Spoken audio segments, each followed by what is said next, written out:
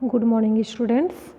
पिछली कक्षा में हमने पढ़ा समकालीन विश्व में अमेरिकी वर्चस्व। इसके अंतर्गत नई विश्व व्यवस्था की शुरुआत हमने पढ़ा। हमारा आज का टॉपिक है 9/11 और आतंकवाद के विरुद्ध विश्वव्यापी युद्ध। 9/11 मतलब अमेरिका का ये जो परंपरा है कि माह को पहले लिखा जाता है और दिन को बाद में। इस तरह से भारतीय दिनांक के अनुसार होगा 9 तारीख 11वां महीना 2001, लेकिन अमेरिकन डेट के अनुसार होगा ये 11वां माह 9 तारीख और 2001। इस तरह से आज हम पढ़ेंगे कि अमेरिका पर 9/11 और आतंकवाद के विरुद्ध विश्वव्यापी युद्ध किस तरह से आतंकवादियों ने अमेरिका के ऊपर हमला किया। 11 सितंबर 2001 को विभिन्न अरब देशों ने 19 अपहरणकर्ताओं ने 4 अमेरिकी व्यावसायिक विमानों पर कब्जा कर लिया। इसमें ये बताया जा रहा है कि 11 सितंबर 2001 को अरब देशों के 19 अपहरणकर्ता मतलब जो अपहरण करने वाले होते हैं ना, आतंकवादी, ये अमेरिका के 4 व्यावसायिक विमानों पर कब्जा कर लिए और उन विमानों को अमेरिका के जो महत्वपूर्ण मेन जो जगह था है ना, वहाँ पे क्या करने का प्लान किए लोग, उसे गिराने का प्लान किए। 2 विमान तो वर्ल्ड ट्रेड सेंटर के उत्तरी और दक्षिणी टावर से टकराए, जिससे वो नुकसान हुआ। तीसरा विमान जो गिरना था वो अमेरिका रक्षा विभाग मुख्यालय पेंटागन से टकराया और जो चौथा विमान था वो अमेरिका के कांग्रेस की इमारत से टकराना था। कांग्रेस मतलब अमेरिका के संसद भवन से टकराना था वह, लेकिन वहाँ जाके नहीं टकराया और वो कहाँ जाके गिरा, खेत में जाके गिरा।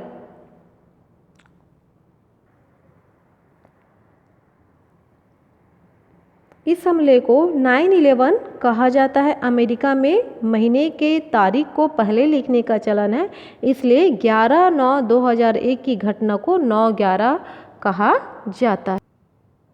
इस हमले में 3000 व्यक्ति मारे गए।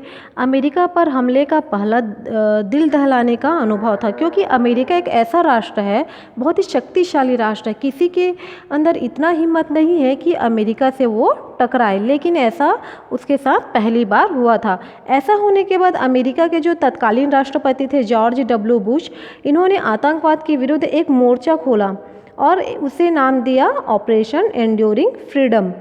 इस अभियान के तहत यह अलकायदा और तालिबान को निशाना बनाया गया, क्योंकि अलकायदा और तालिबान जो देश है उन्होंने अपने ऊपर इस हमला का जिम्मेदारी लिया कि ये हमला जो है अमेरिका के ऊपर उन्होंने ही लिया है।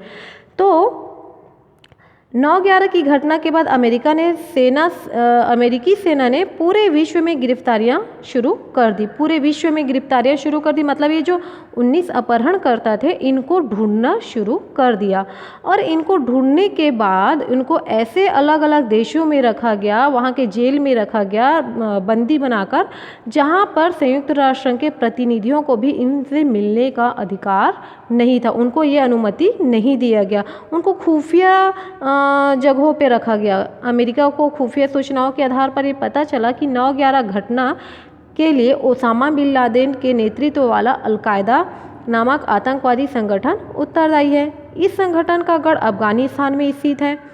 तो अफगानिस्तान में तालिबान लड़ाकों ने कब्जा कर चरमपंथी इस्लामिक राज्य की स्थापना की।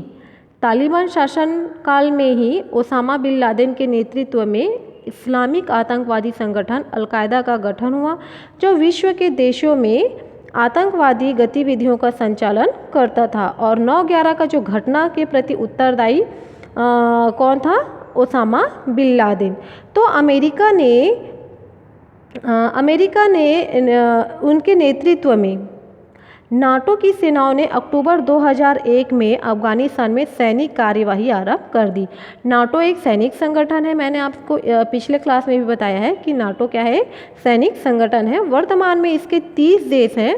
नाटो का मतलब है कि अगर नाटो में सम्मिलित जितने राष्ट्र हैं उस राष्ट्र के ऊपर कोई हमला करता है तो उसे सभी 30 राष्ट्रों के ऊपर हमला माना जाएगा और उस हमलावर के ऊपर कार्यवाही किया जाएगा। तो नाटो की सेनाओं ने अक्टूबर 2001 में अफगानिस्तान में सैनिक कार्यवाही आरंभ की, जिसमें अलकायदा के सैनिकों को ठिकानों को निशाना बनाया गया। और अमेरिका सेना की भीषण बमबारी के चलते दिसंबर 2001 के तीसरे सप्ताह तक अफगानिस्तान की तालिबान सरकार का भी पतन हो गया मतलब वो नष्ट हो गया, धराशायी हो गया, उसका अस्तित्व जो है वो समाप्त हो गया।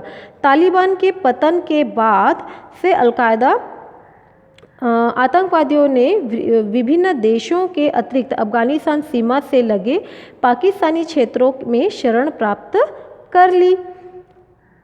अमेरिका ने इन आतंकवादियों के सफाये के लिए पायलट रहित ड्रोन विमान से हमला शुरू कर दिया। पायलट रहित विमान मतलब एक, जैसे अभी आप लोगों ने देखा होगा कि वीडियो शूटिंग करने वाला जो होता है वो कैसे वीडियो शूटिंग करता है, एक उनके हाथ में एक रिमोट होता है और एक छोटा सा हेलीकॉप्टर जैसे होता है ना, उसको क्या किया जाता है, रिमोट के माध्यम से उड़ाया जाता है और उड़ाने के बाद क्या किया जाता है, उससे वीडियो शूटिंग किया जाता है। उसी तरह से विमान होता है पायलट रहित, मतलब उसमें उस विमान को चलाने वाला कोई पायलट नहीं होता, उसे एक रिमोट कंट्रोल के द्वारा उसे क्या किया जाता है, उड़ाया जाता है।